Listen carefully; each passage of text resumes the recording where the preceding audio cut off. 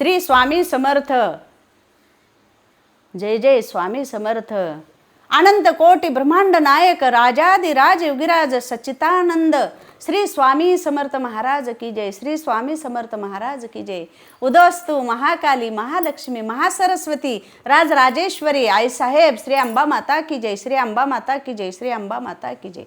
हर हर महादेव. हर हर महादेव. सर्व भक्तांना सर्व स्वामी सेवकांना श्री स्वामी समर्थ. चला तर मग आजचा अनुभव श्री स्वामी समर्थ आईच्या लीला आपल्याला ऐकायच्या आहेत. आणि भरपूर जणांचे कमेंट्स मला येतात, आई आपण खूप छान सांगता आणि तुम्ही जे सांगता अनुभव ना त्याच्यामधून आम्हाला खूप काही घ्यायला मिळत असतं.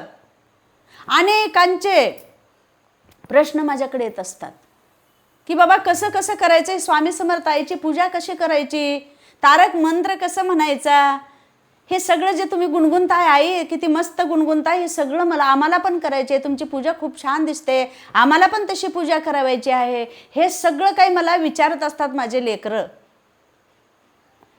लहान असणारे माझे लेकरं, मोठे असणारे माझी आई, सगळ्यांना दुःख आहे. भरपूर जणांना ह्या संसाराच्या जाळ्यामध्ये सगळेच गुंफरलेले आहेत आणि या संसारामध्ये सुख नसतं. कोणत्या ना कोणत्या रूपाचं प्रत्येकाच्या घरामध्ये अडचणी असतातच. आपण मानव रूपात ज्या वेळेला आलो त्यावेळेला आपल्याला परमेश्वरानं बुद्धी दिलेला आहे, हात पाय दिलेला आहे, सगळं दिलेलं आहे.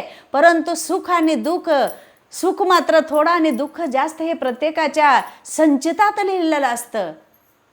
आणि आपण जे दुःख भोगतो ते अगोदरच्या जन्मामध्ये किंवा आत्ताच्या आत्ता त्यावेळेला होतं की अगोदरच्या जन्मामध्ये जे काही पाप केलं ते ह्या जन्मामध्ये फेडायचं. पण आता ह्या कलियुगामध्ये असं झालेलं आहे की बाबा आत्ताच केलेलं पाप इतकंच फेडायचं आलेलं आहे. मग तुम्ही ज्या वेळेला तुम्ही कर्म करता त्यावेळेला तुम्ही भीती वाटत नाही आपल्याला. मी ज्या वेळेला सांगते ते माझ्यापासून सांगत असते. मी असं म्हणत नाही मी खूप शहाणी आहे, मला सगळं येतंय आणि मीच सांगते मी खूप पुण्य केलंय असं सांगत नाही. मी काय केलं हे स्वामी आईला माहिती आहे. परंतु ज्या वेळेला आपण कर्म करतो त्यावेळेला आपल्याला थोडी सुद्धा भीती वाटत नाही. उदाहरणार्थ मी सांगते, एखादी व्यक्तीच्या घरामध्ये आपण गेलेलो आहोत आणि चमकणारं लॅकेट आणि लाखाचे बंडल एका ठिकाणी समोर तुम्हाला दिसतंय आणि त्या घरची स्त्री एखादी वृद्ध स्त्री आहे आणि इकडे तिकडे फिरायला लागलेली आहे. तिचे मोठमोठे मुलं बाहेर गावामध्ये आहेत नोकरीला आणि तुमच्या समोर ते गट्टे दिसतात आणि सोनं दिसायला लागलेलं आहे. तर मग मात्र ते सोनं आणि गट्टे ज्या वेळेला चोरी करून तुम्ही बाहेर घेऊन जाता त्यावेळेला तुमचं अंतःकरण घाबरत नाही, तुमचं मन गवा देत नाही की बाबा आपण चोरी करू नये, हे कर्म चांगले नाहीत, हे तुम्हाला वाटत नाही. तुम्हाला म्हणण्यापेक्षा मला सुद्धा ह्या मानवाला असं वाटतंय की दिसतंय तर घ्यावं आणि आपण घेऊन गेलं तर काय करणार आहे. आणि आपण घेऊन जातो आणि त्याला विकून म्हणा आपण जे काय आणून 4 दिवसाची जिंदगी आपण चांगलं राहतो. आपल्याला परमेश्वर लगे काहीच आपल्याला दुःख देत नाही. पण ज्या वेळेला मोजमाप घ्यायला देव थांबतो ना त्यावेळेला एका पैशाचा मोजमाप घेत असतो देव. सगळं काही दिसत असतं. असंच पार्वती माता शंकराला म्हणली म्हणा बाबा हे महादेवा तुम्ही सगळीकडे लक्ष ठेवता, सगळ्या प्राणी मात्रावर तुमचं लक्ष आहे. शंकरांना म्हणले हो पार्वती का विचारतेस सती मला एवढं, कशामुळे विचारतेस, काय तुझा प्रश्न आहे आणखी ते मला सांग, उलगडून सांग, मी तुला त्याचं उत्तर देतो. नाही तुम्ही म्हणताय की बाबा सगळ्यावर तुमचं लक्ष असतंय. होय असतंय. आणि सगळ्याला जेवायला देता तुम्ही, सगळ्याला अन्न पुरवठा तुम्ही करता, सगळेजण जेवून आहेत, आज सुखी आहेत. हे बघ सती, हे बघ पार्वती, सुखी असतील दुखी असतील पण ज्या प्राणी मात्रावर दया मी करत असतो एक सुद्धा प्राणी पक्षी हे उपाशी राहत नाही. त्यांच्या पोटाची व्यवस्था आम्ही करून दिलेली आहे. आणि तू जे मला विचारतेस का नाही, तुझ्या कमरेमध्ये जे डब्बी आहे आणि त्या डब्बीमध्ये जे मुंगी आहे ना तिला सुद्धा साखर टाकण्याचं काम मी करत असतो. म्हणून तू मला प्रश्न विचारू नको सती असं म्हणलेले आहेत महादेवाने. तर विचार करण्याची गोष्ट आहे. पार्वती माताने एक मुंगी घेतली आणि मुंगीला डब्बीमध्ये ठेवून आपल्या कमरेमध्ये ठेवून घेतली आणि शंकराला विचारायला लागली की हे महादेवा, तुम्ही सगळ्यांना जेवणाचं अन्न पुरवठा करतो, सगळेजण सुखी आहेत का? तुमचं लक्ष सगळ्यावर आहे का? म्हणल्याबरोबर शंकराने हे उत्तर त्या सतीला दिलेलं आहे. तर महादेव प्रभू कैलासपती, ब्रह्मांडाचा नायक, सगळीकडे लक्ष ठेवत असतात, पण फक्त आपलं मात्र लक्ष त्यांच्याकडे जात नसतं. आपल्याला खूप सुंदर असा चेहरा, हे शरीर खूप सुंदर असलं आपल्याला नटवून परमेश्वरानं ज्या वेळेला पाठवत असतं आणि गर्भामध्ये ज्या वेळेला आपण आईच्या असतो त्यावेळेला आपण म्हणत असतो, हे देवा, हे परमेश्वरा, मला बाहेर काढ आणि मला बाहेर काढ, मी खूप गुदमरून गेलेला आहे, मला बाहेर यायचं, मला मोकळं कर, मला मोकळं कर. मग त्यावेळेला देवाला तुम्ही काय म्हणतो? अना शब्दा घालतो की मी तुझं नामस्मरण करीन, मी तुला विसरणार नाही, मी कधीच विसरणार नाही म्हणतो. आणि ज्या वेळेला देवाने मोकळं तुम्हाला केलं, एक क्षणाचा विलंब न लागता तुम्ही त्याच वेळेला देवाला बैमान होतो आणि कवा कवा कवा म्हणत असतो. आणि ही चाली आणि रूढी चालत आलेले आहेत. गरिबाच्या घरचं लेकरू सुद्धा कवा कवा म्हणतं, राजाच्या घरच्याचं लेकरू सुद्धा कवा कवा म्हणतं. ज्या वेळेला जन्मता आणि रडतो टाहो फोडून तेव्हा क्वाई क्वाई क्वाई करतं, तर परमेश्वराला म्हणत असतं की मी कवा म्हणून हात हलवत असतं. एवढी बैमान आपण आहोत हे परमेश्वराला सगळं काही माहिती आहे, तरी सुद्धा आपल्यावर किती प्रेम हे दयाघन करत असतात. कधी आपण म्हणतो का देवाला, देवा तुम्ही लय शिनलाव, तुम्हाला खूप आजार आलाय का? देवा तुम्हाला दृष्ट झालाय का? देवाला तुम्हाला ताप आली का? तुम्ही कधी थकलात का? आमचं सगळं ह्या सगळ्या लोकांचे कामं करून आमचे दुःख तुम्हाला आम्ही सांगतो, मग तुम्ही कधी थकलात का? असं आपण कधी विचारतो का देवाला? नाही. मग आपण लक्ष ठेवायला पाहिजे की बाबा आपल्याला ज्यांना आपले उत्पत्ती केलेला आहे, आपली चिंता त्याला आहे, तर आपण त्याला विसरून चालणार नाही. म्हणून देवाला विसरायचं कधीच नसतं. असंच करत असताना एक संन्यासी हिमालयाच्या पर्वतावर त्याच्या पायथ्याशी ध्यान साधना करण्यासाठी गेला, तपश्चर्या करण्यासाठी गेले. काय तपश्चर्या करायचं होतं त्यांना? मला दत्त प्रभूची भेट घ्यायची आहे आणि मला दत्ताचं दर्शन घ्यायचं आहे आणि ह्याच्यासाठी मी तपश्चर्या करणार, कठोर तपश्चर्या करणार. म्हणून त्या हिमालयाच्या पायथ्याशी एका गुहेमध्ये जाऊन तपश्चर्या करीत तो संन्यासी बसला. आणि ज्या वेळेला तपश्चर्या करण्यासाठी तो जात होता त्यावेळेला गुरुचं दर्शन घेऊन निघाला. आपल्या गुरुचं दर्शन घेतलं आणि गुरुला विचारलं की बाबा मी किती दत्ताचं दर्शन घेतो, रोज दत्ताचं नामस्मरण करतो, पण मला दत्ताचं दर्शन कधीच झालेलं नाही. म्हणजे स्वतः दत्ताने मला प्रचिती दिलेल्या नाहीत, कधीच नाही, भेट झालेली नाही. साक्षात दत्तप्रभूला मला भेटायचं आहे आणि त्याच्यासाठी कोणची मला तपश्चर्या करायचं आहे ते सांगा. त्यावेळेला त्यांच्या गुरुनं सांगितलं, हे बघ बसा, असं नसतंय. साधना केलं, तपश्चर्या केलं म्हणजे देव लगेच तुम्हाला प्रसन्न होतो आणि देव लगेच भेटतो. हा हट्ट सोडून दे, मी तुझा गुरु आहे म्हणून मी सांगतो, जे काही तू कर्म केलास ते कर्माचं पूर्ण फेड झाल्याशिवाय तू तपश्चर्या करू शकत नाहीस आणि तुला ते जे भोगायचं आहे ते भोगून संपवल्याशिवाय तुझी तपश्चर्या पूर्ण होणार नाही. तरी सुद्धा मी तुला एक मंत्र देतो आणि ते मंत्र जप आणि जा.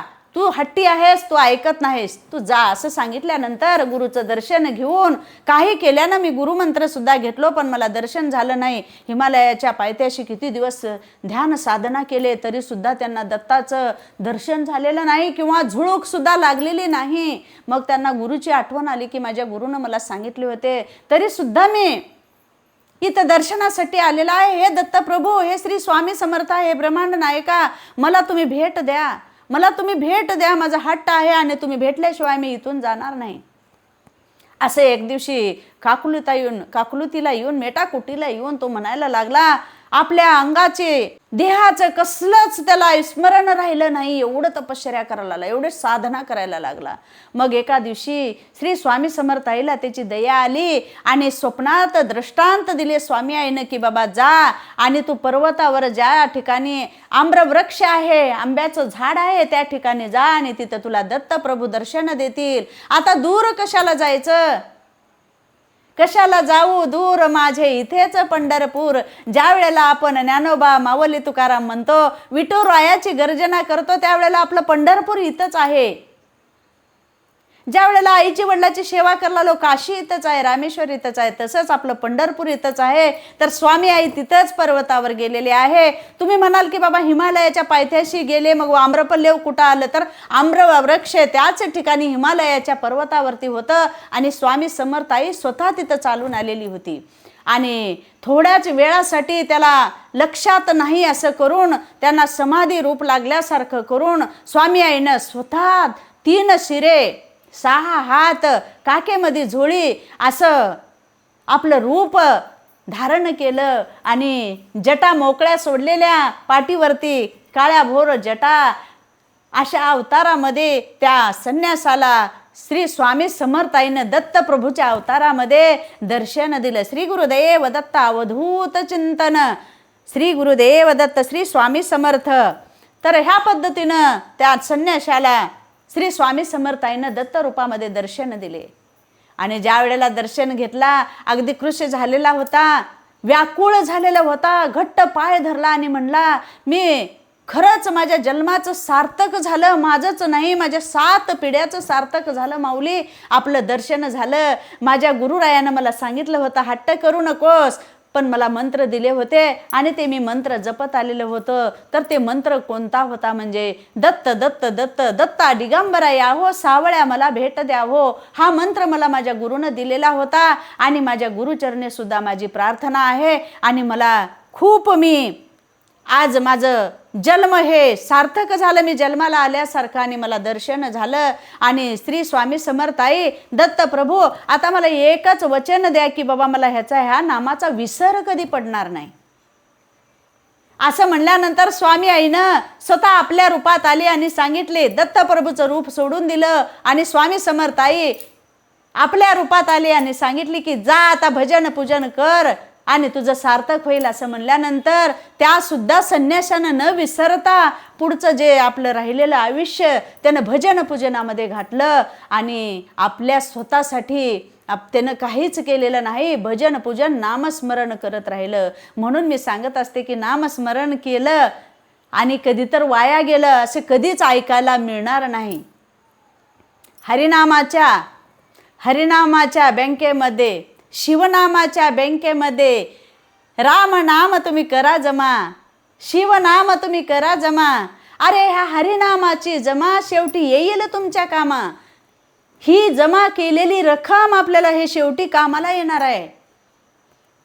अरे चोर चोरणार नाही तुझी शिवनामाची जमा, दार फोडणार नाही चोर कधी, ह्या हरिनामाची जमा. आणि हे हरिनामाची जमा शेवटी येईल तुमच्या कामा.